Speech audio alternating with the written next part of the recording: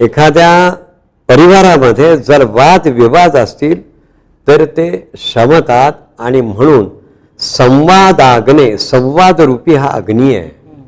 म्हणून ह्या अग्नीला नमस्कारं करोम्यहम अभिवादो भवे तत्र प्रशांतितः. घरामध्ये शांतता.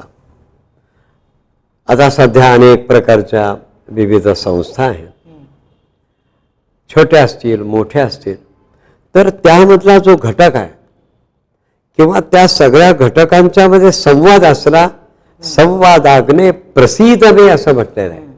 संवाद रूपी हे अग्निदेवते प्रसन्न हो.